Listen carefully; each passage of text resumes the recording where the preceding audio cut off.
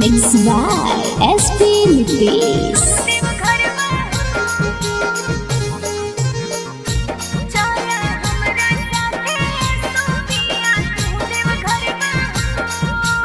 नमूना recording studio Rajgir. सावन में पावन लागी बैजू नगरिया, जाके बजरिया से लद गिरुआ सड़िया। सावन में पावन लागी बैजू नगरिया, जाके बजरिया से लद गिरुआ सड़िया। चाहे पैदल जइबो चाहे बैठी के करबाबो, चाहे पैदल जइबो चाहे बैठी के करबाबो। चला हमरा साथे असो पिया तू देव घरवा हो, चला हमरा साथे असो पिया तू देव घरवा हो।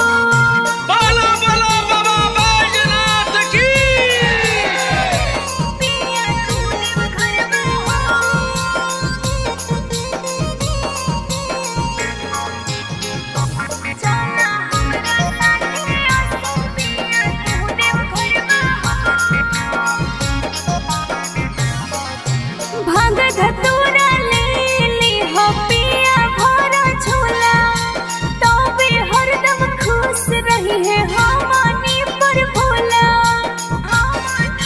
सुनो भांग धतूरा ले ली हो पिया भरा झोला, तबे हरदम खुश रही है हमनी पर भोला।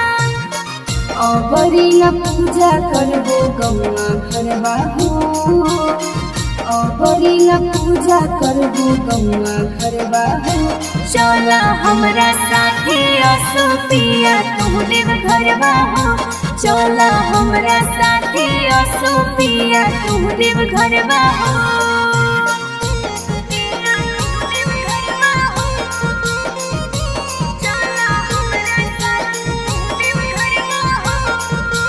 नमूना रिकॉर्डिंग स्टूडियो राजगीर।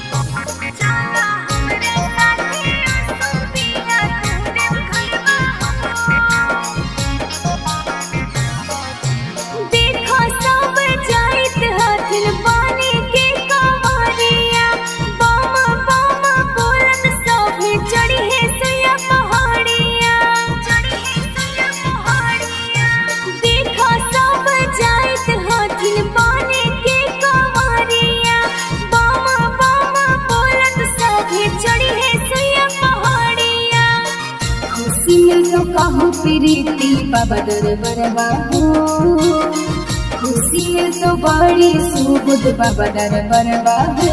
चला हमरा साथे असो पिया तू देव घरवा हो, चला हमरा साथे असो पिया तू देव घरवा हो। नमूना रिकॉर्डिंग स्टूडियो राजगीर।